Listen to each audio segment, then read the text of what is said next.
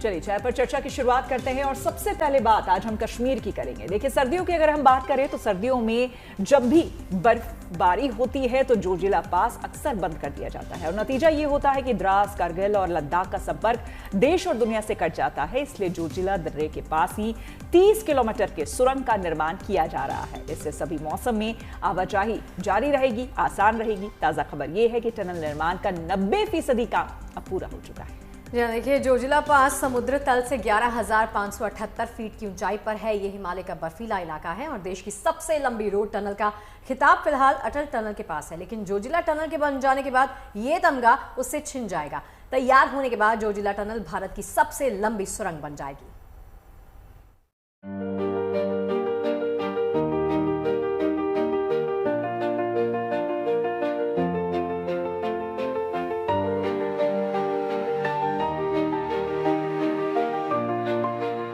सर्द हवाएं, शून्य से नीचे तापमान और हर तरफ बर्फ ही बर्फ।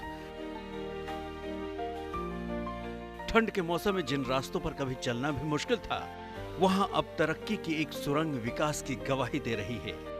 लेह लद्दाख को कश्मीर के दूसरे हिस्सों से जोड़ने वाली जोजिला टनल बहुत जल्द पूरी होने वाली है। इस टनल का करीब 90% काम पूरा हो चुका है। इस सर्द मौसम में भी जोजिला दर्रे के पास बन रही इस टनल पर काम तेजी से चल रहा है। 2 साल पहले तक जनवरी के महीने में इस जगह पर पहुंचना मुश्किल ही नहीं बल्कि नामुमकिन था, क्योंकि सोनमर्ग के साथ साथ पूरा द्रास, गुरेज और करगिल और लद्दाख का पूरा क्षेत्र देश और दुनिया से कई महीनों तक कटा रहता था पहली बर्फबारी के साथ ही। लेकिन जोजिला टनल बनने से का जो पहला फेज है सोनमर्ग टनल, वो पूरी हो जाने के बाद अब साल में लगभग पूरे साल जो है ये रास्ता खुला रहता है। जब थोड़ी बर्फबारी होती है तब कुछ दिन के लिए करगिल श्रीनगर राजमार्ग बंद हो जाता है। लेकिन उस बीच इसी साल के अंत में ये जो मेरे नीचे से जोजिला टनल बन रही है, जो कम से कम जिसका 90% काम पूरा हो चुका है, ये पूरी हो जाने के बाद फिर देश और दुनिया के साथ पूरा लद्दाख क्षेत्र साल भर के लिए जुड़ा रहेगा। कारगिल और लद्दाख के लोगों के लिए ये सुरंग सिर्फ कंक्रीट और लोहे की संरचना नहीं, बल्कि उम्मीद की वो किरण है जो उनके जीवन को आसान बनाने में मदद करेगी। अब जब सालों भर सड़क खुली रहेगी तो जरूरी सामान हर मौसम में पहुंच सकेगा। बीमारों को इलाज के लिए बर्फ पिघलने का इंतजार नहीं करना पड़ेगा। पर्यटन को नई उड़ान मिलेगी। राष्ट्रीय सुरक्षा के लिहाज से भी ये सुरंग भरोसेमंद साबित होगी। इसके बन जाने से सैन्य साजो सामान की ढुलाई आसान हो जाएगी। अगर हम देखें तो सेना और सुरक्षा के लिए भी काफी महत्वपूर्ण होगा। चीन के साथ लगने वाली सीमा पर यह सड़क आवाजाही के लिए साल भर खुली रहेगी। भले ही कितनी बर्फबारी हो, कितना ही मौसम खराब हो, लेकिन LAC पर सैनिकों की रसाई हमेशा जो है देश और दुनिया के साथ जुड़ी रहेगी। इतना ही नहीं बल्कि इस क्षेत्र में रहने वाले लोग भी साल भर जो है सड़क के माध्यम से देश और दुनिया के साथ जुड़े रहेंगे, जो न सिर्फ आम लोगों के लिए सुविधा होगी बल्कि साथ ही साथ पर्यटन के लिए इस क्षेत्र में नए अवसर खोलेगा। लंबे समय से करगिल, द्रास और लद्दाख के लोगों की मांग जोजिला सुरंग को बनाने को लेकर थी।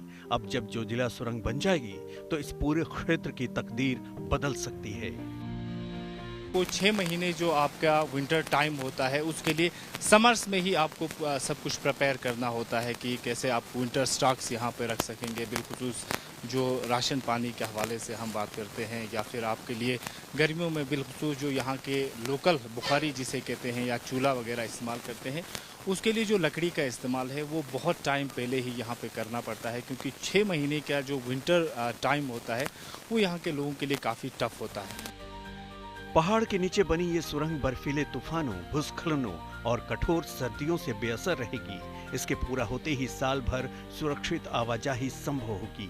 जहां पहले घंटों का डरावना सफर था, वहां अब आसान और सुरक्षित यात्रा होगी। सर्दियों के महीनों के दौरान जो है श्रीनगर करगिल हाईवे पे उस जगह पर खड़ा हूं जो महीनों बंद रहता था।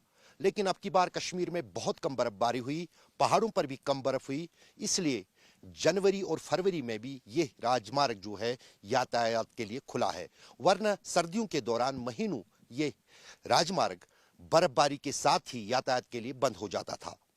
लेकिन उसके बावजूद भी यहाँ पर इस वक्त अगर वर्तमान में तापमान की बात की जाए तो इस वक्त यहाँ पर टेम्परेचर -10 डिग्री से भी नीचे है, जो कि रात में -25 तक लुढ़केगा।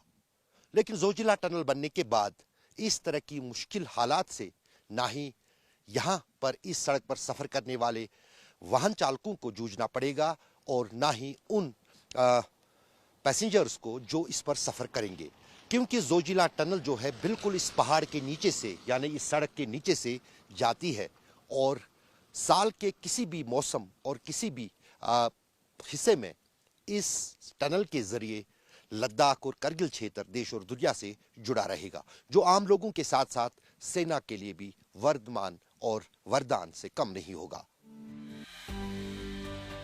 जोजिला पास जम्मू कश्मीर की राजधानी श्रीनगर से करीब 100 किलोमीटर और सोनमर्ग से 15 किलोमीटर की दूरी पर स्थित है। उम्मीद की जा रही है कि ये पास इस साल के अंत तक बनकर तैयार हो जाएगा। इस टनल के बन जाने से द्रास और कारगिल होते हुए श्रीनगर और लेह के बीच पूरे साल आवाजाही आसान हो जाएगी। जोजिला टनल से अशरफ वानी, गुड न्यूज टुडे। तो चलिए अब बात गुरेज की करते हैं। यहाँ हुई बर्फबारी ने यहाँ की खूबसूरती में 4 चांद लगा दिए हैं। इस बीच गुरेज में पर्यटन को लेकर सेना ने बड़ी पहल की है। सेना यहाँ के युवाओं को स्कीइंग सिखा रही है ताकि गर्मियों के आने से पहले जो टूरिस्ट यहाँ आए उन्हें स्कीइंग कराकर युवा अपनी रोजी रोटी कमा सके। बिल्कुल, ऐसे में आप देखेंगे सेना की राणा बटालियन के जवान युवाओं को स्कीइंग सिखा रहे हैं। सेना की ओर से गुरेज के बख्तूर इलाके में स्कीइंग ट्रेनिंग कैंप का आयोजन किया जा रहा है।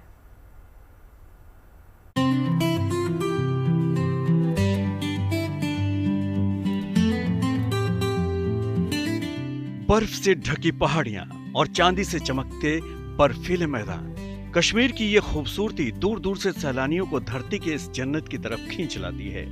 अब पर्यटकों के अनुभवों में कुछ और यादगार पल जोड़ने के लिए भारतीय सेना ने बीड़ा उठाया है। सेना की राणा बटालियन इन दिनों गुरेज में विंटर टूरिज्म को नई ऊंचाइयां देने की खास पहल की है। सेना की ओर से यहाँ के बख्तूर इलाके में स्कीइंग ट्रेनिंग कैंप का आयोजन किया गया।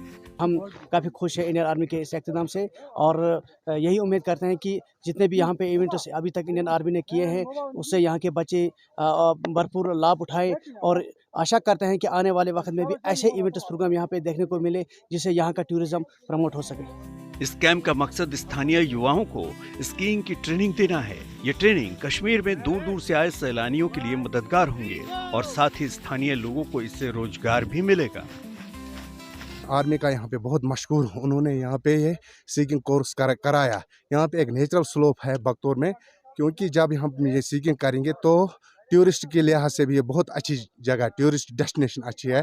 तो यहाँ के ये जो यूथ है वो सीख रहे हैं। बतौर आर्मी हम आर्मी का बहुत मशहूर है, खासकर जो कि राणा बटालियन है, उन्होंने हमें अपॉर्चुनिटी दी। हर किसी की हसरत होती है कि जम्मू कश्मीर जाएं तो बर्फ जरूर देखें, तो ये हसरत अब बहुत अच्छी तरह से पूरी हो सकती है, क्योंकि कश्मीर के ऊंचाई वाले इलाकों में बर्फबारी हो रही है और सेना गुरेज में कई कार्यक्रमों का आयोजन कर रही है ताकि सैलानियों को आकर्षित किया जा सके। गुरेज से अशरफ वानी के साथ bureau report, good news today.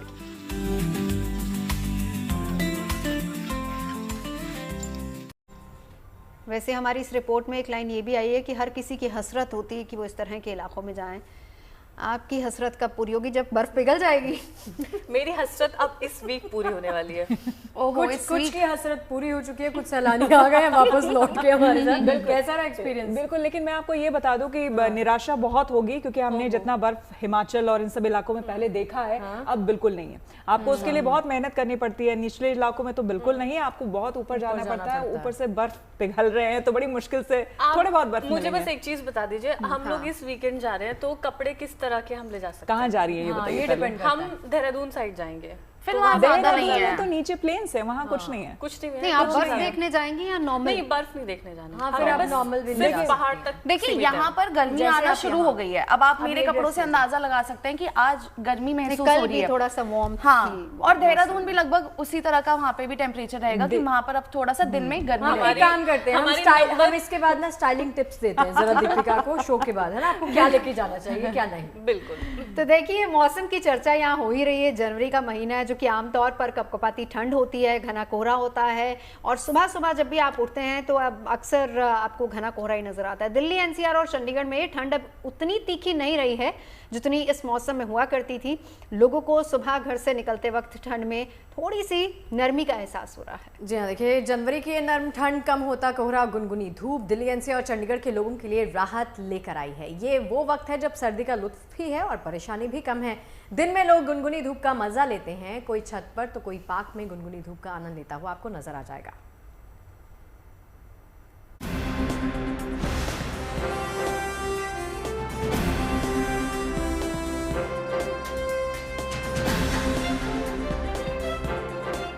जनवरी की वो कड़कड़ाती ठंड जो हड्डियों को कंपा देती थी, अब धीरे धीरे अपना मिजाज बदल रही है। दिल्ली, एनसीआर से लेकर चंडीगढ़ तक उत्तर भारत के आसमान पर छाई धुंध की चादर भी अब सिमटने लगी है। इस तरह ये समय प्रकृति के खूबसूरत बदलाव का साक्षी बन रहा है। चंडीगढ़, जिसे द सिटी ब्यूटीफुल के नाम से जाना जाता है, अब यहाँ की फिजाएं और भी हसीन हो गई है। पहाड़ों से आने वाली ठंडी हवाओं में अब वो चुभन नहीं रही, बल्कि एक ताजगी भरी ठंडक है जो सुकून दे रही है। यही वजह है कि अब सुबह सुबह सुखना लेक के किनारे सैर करने वालों की भीड़ बढ़ गई है। घने कोहरे से और कड़ाके की ठंड से लोगों को राहत मिलनी शुरू हुई है।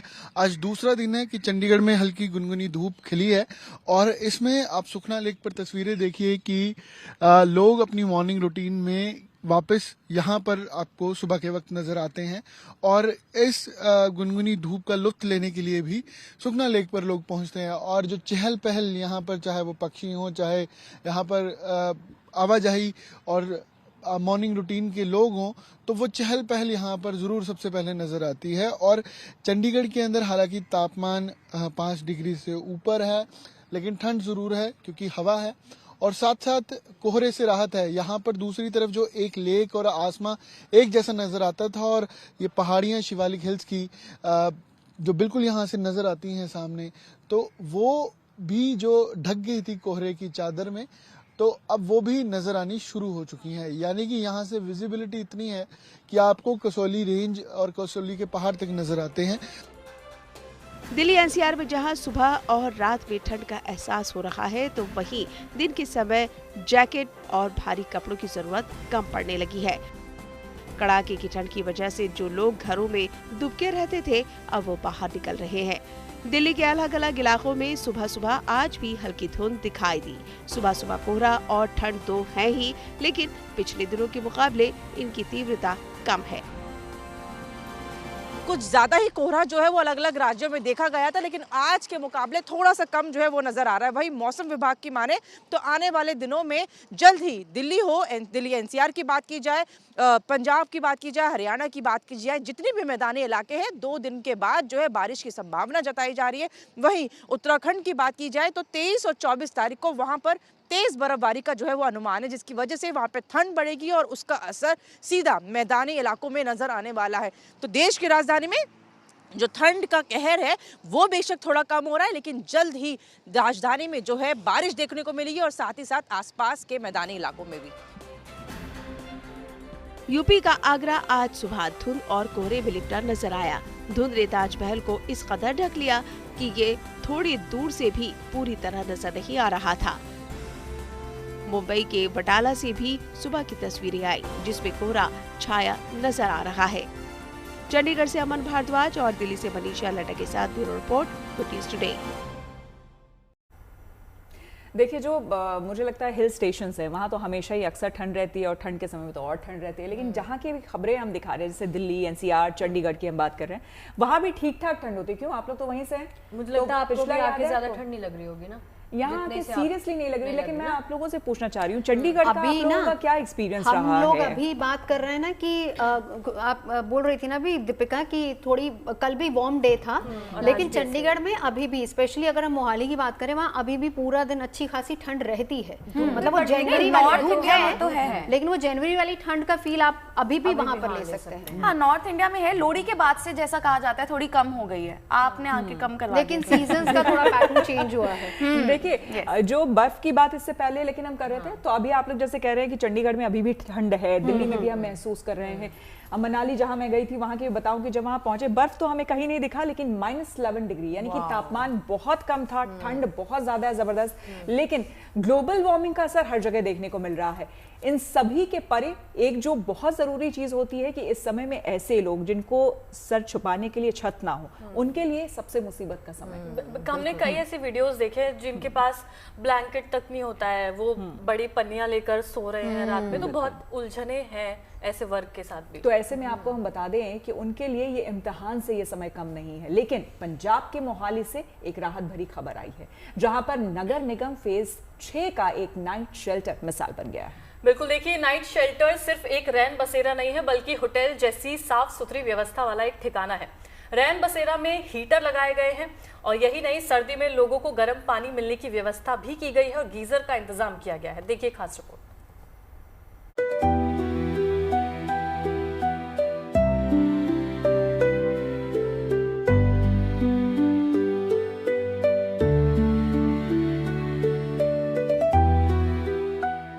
एक तरफ जहां पंजाब के मोहाली में रात का पारा 8 से 9 डिग्री बना हुआ है, ऐसी हाड़ कपा देने वाली ठंड में ये नाइट शेल्टर न केवल जरूरतमंदों का सहारा बने हुए हैं, बल्कि यहाँ मौजूद इंतजाम बाकी शहरों के नाइट शेल्टर्स के लिए मिसाल बनकर सामने है।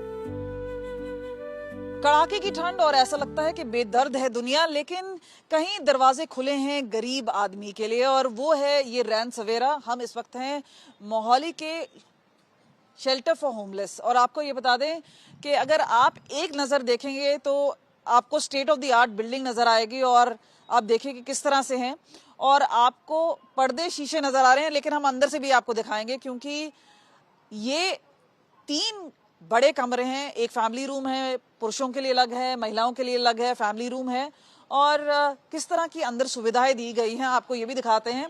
पहले तो अंदर आते ही आपको लॉकर रूम नजर आएगा। यहाँ पे अगर कोई आता है तो आप देखिए, क्योंकि ठंड इतनी है तो यहाँ पर आप देखेंगे कि कमरा भरा हुआ है। पंजाब के मोहाली के इस नाइट शेल्टर में वो सारी सुविधाएं हैं जो आम तौर पर किसी छोटे होटल में होती हैं। यहाँ आपको साफ सफाई नजर आ जाएगी, रूम हीटर दिख रहा होगा, साफ सुथरे बेड से लेकर चकाचक रजाइयाँ तक यहाँ हर सुविधा मौजूद है।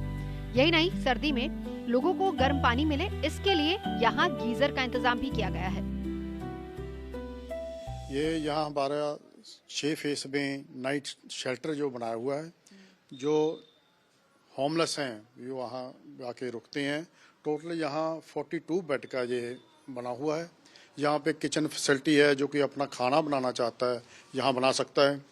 लगी तो साथ में गुरुद्वारा साहब हैं, वहाँ से खाना आ जाता है। यहाँ से केयर टेकर हमने 6 बंदे यहाँ रखे हुए हैं जो सभी की केयर करते हैं। एक फैमिली रूम है, अगर परिवार के साथ है वहाँ रुकता है। अगर लेडीज़ अकेली हैं तो अलग रूम है, लेडीज़ वहाँ रुकती हैं, लड़कियाँ वहाँ रुकती हैं। देखिए, यहाँ हम बैठ के चर्चा कर रहे हैं, लेकिन आप सोचिए अब 26 जनवरी यानी कि रिपब्लिक डे आने वाला है, और उन जवानों की स्थिति सोचिए जो सुबह सुबह 3 बजे उठ के वहाँ पे प्रैक्टिस करते हैं। बिल्कुल, जो लगातार हम तस्वीरें ऑलमोस्ट अभी जीएनटी के हर शो में आपको नजर आएंगी, और काफी वक्त पहले से तैयारियां शुरू हो जाती है, यानी कि वो परेड किया हुआ है, तो आप लोग बता सकते हैं कि कितनी। तो मॉर्निंग में वो परेड की तैयारियां जैसे अब तो चली रही होंगी ना, क्योंकि अब तो वक्त ही कम रह गया है, शुरू हो जाते हैं। ऐसे में फुल ड्रेस रिहर्सल होता है, और वो भी मुझे लगता है कि जब हम कवर करने जाते हैं हम देखते हैं बिल्कुल घना कोहरा, फॉग कई बार हमें दिखाई तक नहीं दे रहा होता है, और उसमें वो पूरी परेड होती है जो काबिले तारीफ है। बिल्कुल, वो बहुत जबरदस्त भी देखने को लगती है। देखिए, समृद्धि और खुशहाली की शानदार तस्वीर दिखाने वाली गणतंत्र दिवस की परेड, जिसकी तैयारियां राजधानी दिल्ली में जोरों शोरों से चल रही हैं। 26 जनवरी को 77वें गणतंत्र दिवस पर होने वाली परेड लोग टीवी पर देखते हैं या कर्तव्य पथ पर जाकर देखते हैं, लेकिन उससे पहले ही हम आपको दिखा देते हैं कि कैसी चल रही हैं तैयारियां। बिल्कुल, तैयारियां दिखाते हैं गणतंत्र दिवस परेड की, क्योंकि इस बार देश की नवीनतम नवीनतम सैन्य शक्ति की तस्वीर आपको देखने को मिलेगी। इनमें रुद्र ब्रिगेड है, शक्ति बाण है, दिव्यास्त्र बैटरी है और भैरव बटालियन सहित सेना की इन्फेंट्री, आर्टिलरी, एयर डिफेंस और अन्य विंग्स के जवान साजो सामान के साथ शामिल होंगे। गणतंत्र दिवस परेड में इस बार पहली बार सेना की रिमाउंट एंड वेटनरी विंग के जानवर भी शामिल होंगे।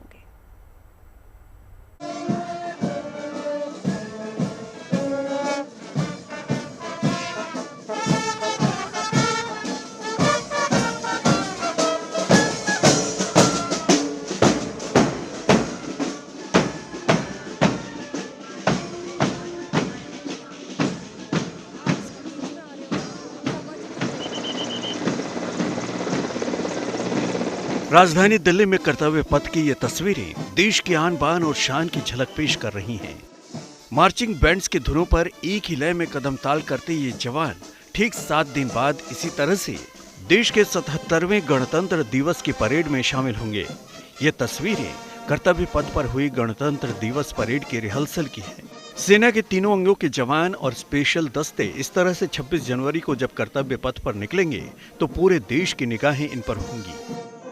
इनमें सेना के घुड़सवार दस्ते हैं तो दुश्मनों के दांत खट्टे करने में माहिर टैंक और बख्तरबंद गाड़ियां भी हैं। इतना ही नहीं, मैदानी जंग में काम आने वाले अत्याधुनिक साजो सामान, मिसाइल्स और रोबोटिक म्यूल्स को भी इस बार गणतंत्र दिवस की परेड में प्रदर्शित करने की तैयारी की गई है।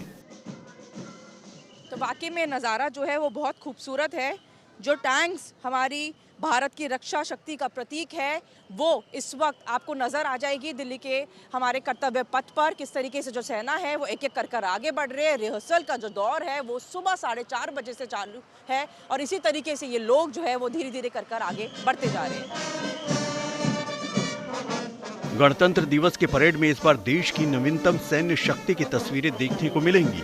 इनमें रुद्र ब्रिगेड, शक्ति बाण, दिव्यास्त्र बैटरी और भैरव बटालियन समेत सेना की इन्फेंट्री, आर्टिलरी, एयर डिफेंस और अन्य विंग्स के जवान और साजो सामान शामिल हैं।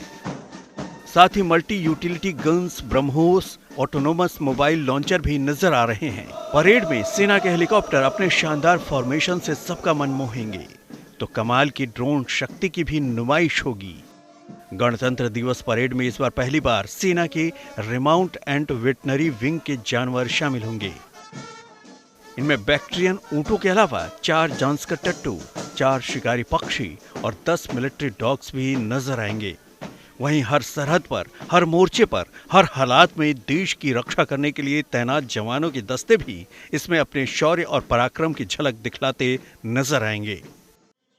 इतना ही नहीं, अलग अलग फॉर्मेशन में सेना और अर्धसैनिक बलों के बाइक सवार जवानों के स्टंट की ये तस्वीरें भी इन जाबाजों के उस साहस की तस्वीर पेश कर रही है जिसकी बदौलत ये बड़े बड़े ऑपरेशंस को अंजाम देने में कामयाब होते हैं। ये महज कुछ कलाबाजी और कर्तव्यों की झलक नहीं बल्कि इन जवानों के उस माइंडसेट को प्रदर्शित करती है जिसके कारण ये हर मुश्किल हालात से निपटने में कामयाब होते हैं। इनमें खास तौर से महिलाएं भी शामिल हैं जो अदम्य नारी शक्ति का प्रतीक हैं।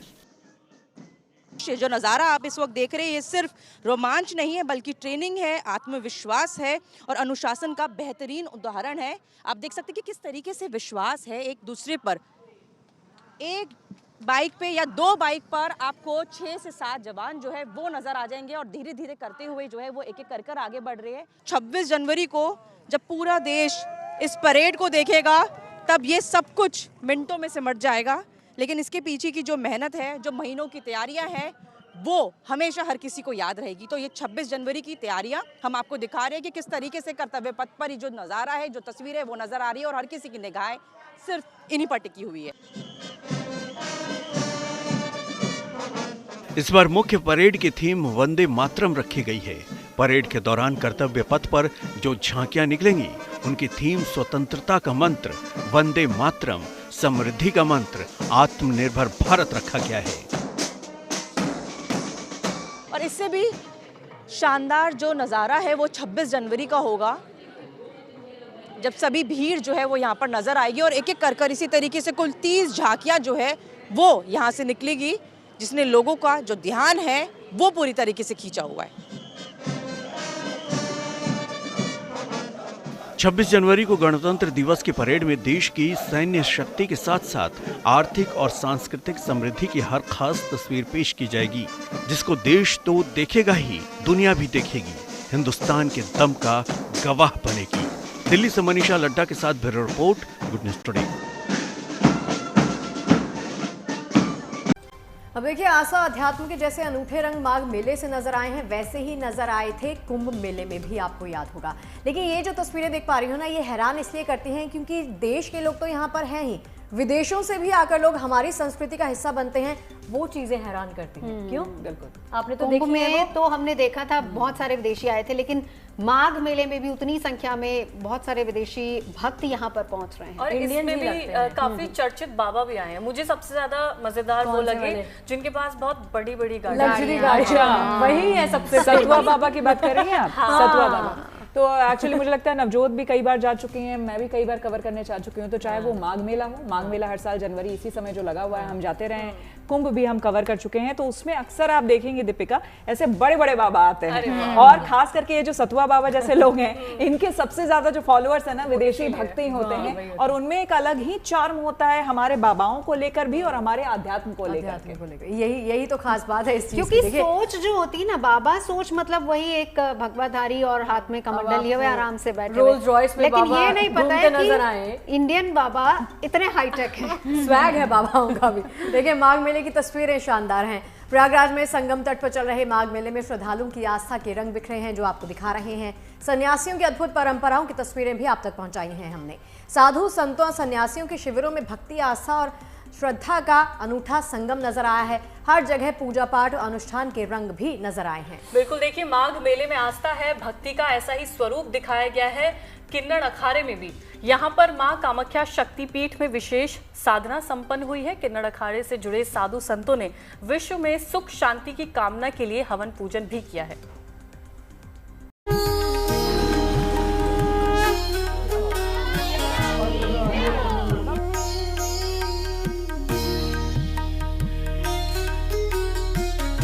राम राम सा, राम राम सा, राम राम सा, राम राम सा, राम राम। धर्म, आस्था, परंपरा और संस्कृति का जीता जागता प्रमाण है प्रयागराज का माघ मेला। त्रिवेणी किनारे भक्ति, विश्वास और सनातन परंपरा के ऐसे रंग बिखरे हुए हैं जिन्हें शब्दों में पिरोना मुश्किल है। हर ओर नजर आ रही है वह श्रद्धा और आस्था की तस्वीर, और गूंज रहा है हर हर महादेव और गंगा मैया की जयकार।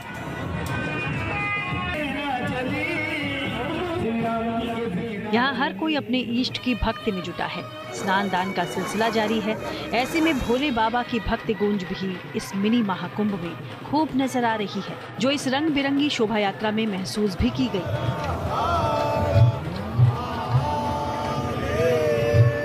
दरअसल ये यात्रा मुंबई के श्री अघोरेश्वर धाम की तरफ से निकाली गई, जिसमें 2 घोड़ों की बग्घी पर आश्रम के संस्थापक भगवान राम जी की तस्वीर, बैकग्राउंड में भक्ति गीत की गूंज, घोड़े पर सवार अघोरी समाज के संत और दंडी स्वामी समेत सैकड़ों लोग इस शोभा यात्रा का हिस्सा बने।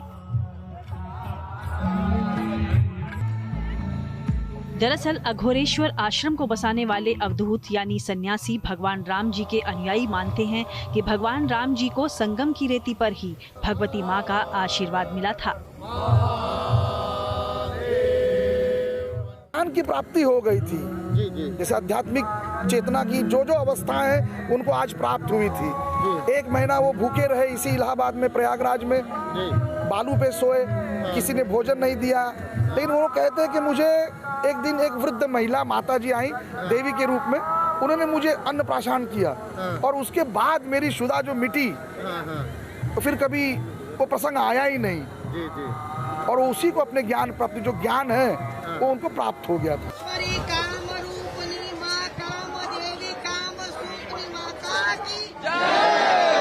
माघ मेले में आस्था भक्ति का ऐसा ही स्वरूप दिखाई दिया किन्नर अखाड़े में भी, जहां मां कामाख्या शक्तिपीठ में हुई ये विशेष साधना काफी चर्चा में है। माघ मेले में मां कामाख्या की आराधना करते किन्नर अखाड़े से जुड़े ये साधु संत विश्व में सुख शांति की कामना को लेकर हवन पूजन करने के लिए एक साथ जुटे हुए हैं। मां कामाख्या को समर्पित इस खास और अनोखी पूजा अर्चना को देखने के लिए आए लोग मां की भक्ति में भाव विभोर नजर आए। जिस प्रकार से अग्नि में मिर्ची पड़ने के बाद लोगों की हालत खराब होती है, अब इससे बड़ा सनातन का प्रमाण क्या दिया जा सकता है।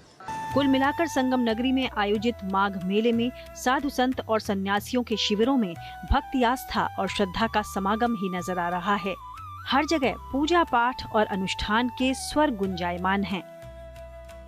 प्रयागराज से आनंद राज और शुभम सिंह के साथ bureau report, good news today.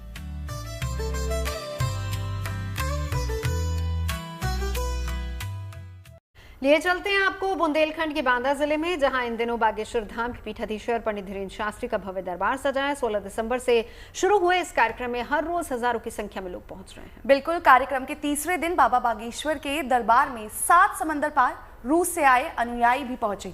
सभी भारत की समृद्ध सांस्कृतिक विरासत के साथ पंडित धीरेन्द्र शास्त्री के विचारों से भी काफी प्रभावित दिखे। यही वजह है कि ये हनुमत कथा सुनने के लिए रूस से बांदा पहुंचे हैं।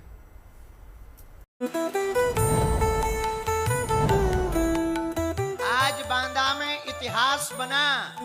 3 लाख से ज्यादा लोगों ने दिव्य दरबार में बालाजी की अर्जी लगाई।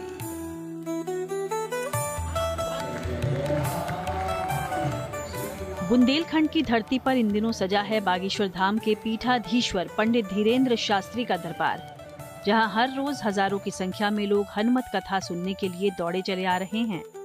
कोई परिवार संग पहुंच रहा है और कोई दोस्त तो कोई रिश्तेदारों के साथ धीरेन्द्र शास्त्री के दरबार में पहुंच रहा है। बाबा अपने ही लोगों को बुलाते, उनकी ठटरी बन गई। लेकिन पंडित धीरेन्द्र शास्त्री के इन हजारों अनुयायियों में कुछ खास अनुयायी भी बांदा पहुंचे हुए हैं, जो रूस के मॉस्को से आए हैं। इन विदेशी अनुयायियों को बाबा बागेश्वर के दरबार में देखकर हर कोई हैरान है। ये लोग न सिर्फ भारत की समृद्ध सांस्कृतिक विरासत को काफी पसंद कर रहे हैं, बल्कि पंडित धीरेन्द्र शास्त्री के विचारों से भी काफी प्रभावित हैं। यही वजह है कि ये लोग हनुमत कथा सुनने के लिए बांदा पहुंचे हैं।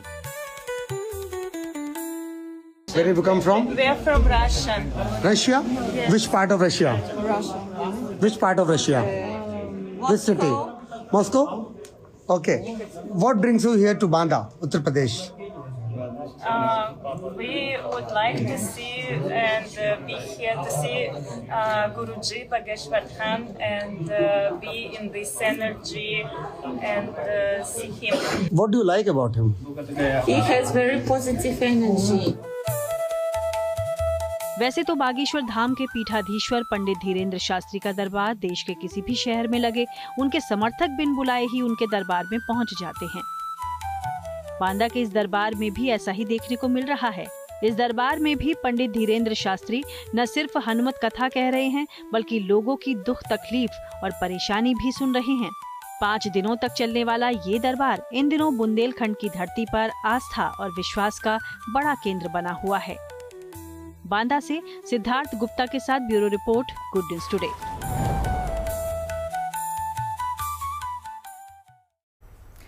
देखिए, अमूमन हम जब देखते हैं, चाहे आप मंदिर के आसपास किसी भिखारी को देखें या फिर आप सड़क किनारे कहीं पर ट्रैफिक सिग्नल के आसपास आप देखें, तो आपको दया सी आ जाती है और आपको लगता है कि आप कुछ ना कुछ दें। ऐसा आप लोगों को भी महसूस होता होगा, राइट? मुझे किसी भिखारी पर दया नहीं आती है।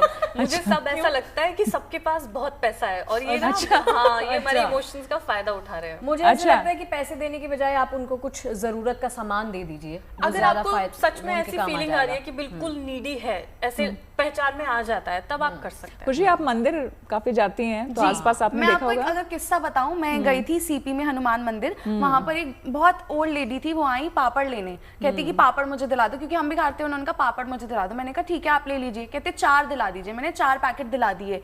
जब मैं निकलने लगी, देखा इतना बड़ा थैला था, उसमें 10-20 पैकेट थे कि उनका प्लान है कि फिर वो उसको बेचेंगे। ऐसा ही होता है। तो देखिए कई तरह की कहानियां ऐसे हैं। पहले हम अक्सर दे दिया करते थे सीधे पैसे, लेकिन अब इंदौर से एक ऐसी खबर आई है जिसमें भिखारी के बारे में ये जब पता चला, आप भी कहानी सुनेंगे तो हैरान हो जाएंगे। इस शख्स का नाम है मांगीलाल।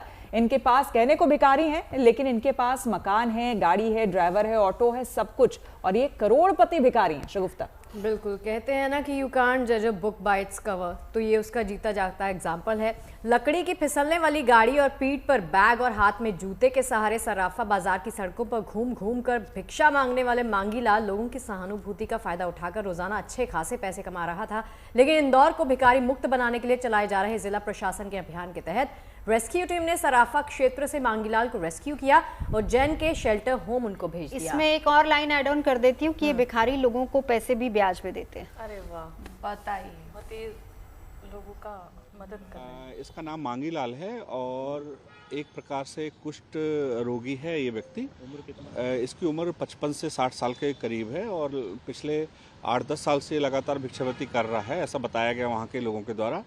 और हमने इसकी जानकारी ली तो काफ़ी संपन्न व्यक्ति है ये। प्रतिदिन जो अपना ब्याज पे पैसा दिया है वो उगाही करने भी जाता है। ये कितना ब्याज पे हो, इसका जो लोगों ने बताया उसके हिसाब से 4 से 5 लाख रुपए इसने ब्याज पे दिया हुआ है। इसके 3 पक्के मकान हैं और 3 ऑटो रिक्शे हैं जो ये भाड़े पे दे के रखा है लोगों को, और खुद डिज़ायर पे आता जाता भी रहता है। और भिक्षावृत्ति करने के लिए वो डिज़ायर कार में 4 व्हीलर में जाता आता रहता है, ड्राइवर के साथ में। और जब भिक्षावृत्ति करनी होती है तो वो ट्राईसाइकिल से वो स्लाइडर जैसे लकड़ी की पट्टी है उसमें वो घिसट के फिर भिक्षावृत्ति करता है। इंदौर के धन कुबेर भिखारी मांगीलाल के पास क्या क्या है ये भी हम आपको बता देते हैं विस्तार से। तो सबसे पहले आपको बता दें कि इंदौर के भिखारी मांगीलाल के पास 3 पक्के मकान हैं। इंदौर के भगत सिंह नगर में 3 मंजिला मकान भी है, शिवनगर में 600 स्क्वायर फीट का पक्का मकान और अलबास में 10/20 फीट का एक BHK मकान है। इतना ही नहीं, ये ब्याज पर सराफा व्यापारियों को भी पैसे देते हैं, जिससे हफ्ते और दिन के हिसाब से ब्याज वसूला जाता है। रोजाना 400 से 500 रुपए से ज्यादा की कमाई है। मांगीलाल के 3 ऑटो भी शहर में चलते हैं और खुद का एक ड्राइवर भी है और उसकी सैलरी है 12,000 रुपए। रूस में कड़ाके की ठंड के बीच आस्था की गर्माहट देखने को मिल रही है। एपिफेनी पर्व से पहले ऑर्थोडॉक्स ईसाई श्रद्धालु मॉस्को समेत कई शहरों में माइनस तापमान के बावजूद लोग इस परंपरा को निभा रहे हैं। बिल्कुल, और इसके लिए चर्च के पास जमी बर्फ को काटकर बर्फीले कुंड को तैयार किया जाता है, जहां लोग ईसा मसीह की याद में बर्फीले पानी में डुबकी लगाते हैं। कड़ाके की ठंड के बावजूद हर साल हजारों की संख्या में लोग यहां पर पहुंचते हैं।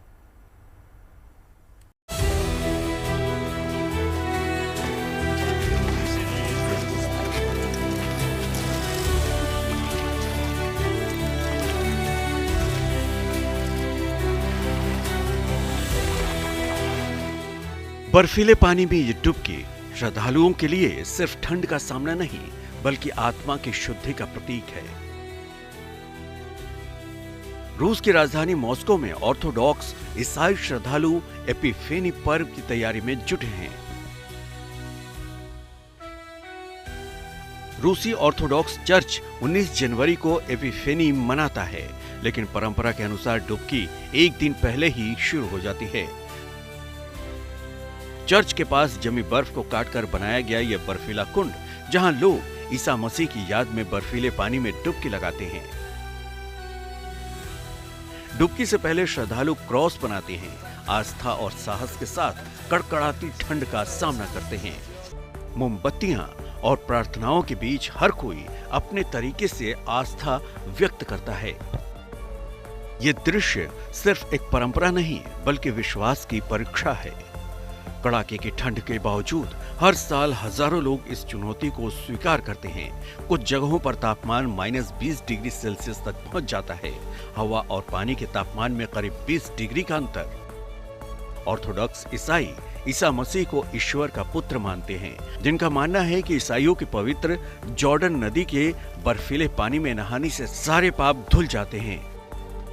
डुबकी लगाने वाले श्रद्धालुओं के अनुसार यह परंपरा शरीर पर आत्मा की जीत का प्रतीक है। Bureau report, good news today. और बोलीविया की राजधानी लापाज में कार्निवल की शुरुआत अनोखे अंदाज में हुई है। परंपरागत रस्म के साथ 40 दिनों के जश्न का आगाज किया गया। लोग पारंपरिक कपड़े पहनकर सड़कों पर उतरे। पेपिनो यानी कि खीरे के पुनर्जन्म की इस प्रथा में स्थानीय लोगों ने बढ़ चढ़कर हिस्सा लिया। जी हाँ, देखिए जुलूस का नेतृत्व लापाज के मेयर ने किया।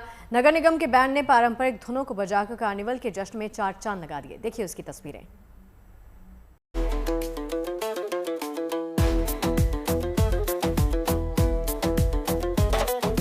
बैंगनी ताबूत में निकलती ये कोई आम अंतिम यात्रा नहीं, बल्कि खुशी, संगीत और रंगों से सजी एक अनोखी परंपरा है, जिसमें पेपिनो यानी खीरे के पुनर्जन्म की प्रथा है।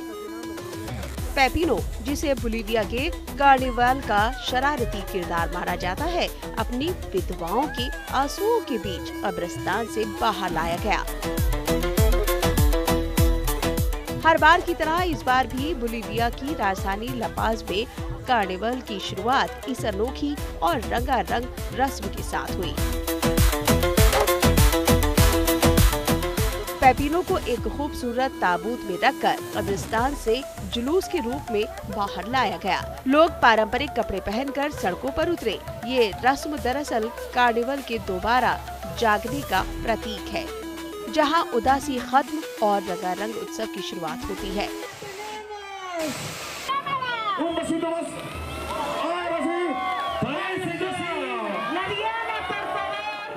इस जुलूस का नेतृत्व खुद लापाज के मेयर इवान आरियास ने किया। वहीं नगर निगम के बैंड ने पारंपरिक धुनों को बजाकर कार्निवल के जश्न में 4 चांद लगा दिए। जैसे ही विशाल पेपिनो मास्क से पर्दा हटाया गया, कार्निवल के 40 दिनों के जश्न का आधिकारिक आगाज भी हो गया। तालियों और नारों के बीच शरारती पेपिनो ताबूत से बाहर कूद पड़ा। संगीत की धुनों पर थिरकते कलाकार और पारंपरिक नृत्य ने माहौल को और भी जीवंत बना दिया। यूरोपीय हार्लिक्विन से प्रेरित और एंडियन परंपराओं से जुड़ा पेपिनो लापाज के कार्निवल की आत्मा है, जहां शरारत, आस्था और उत्सव एक साथ नजर आते हैं। Bureau report, good news today. तो चाय पर चर्चा में अभी के लिए बस इतना ही। रखिए अपना ख्याल। कल फिर मिलेंगे शाम 5 बजे चाय पर।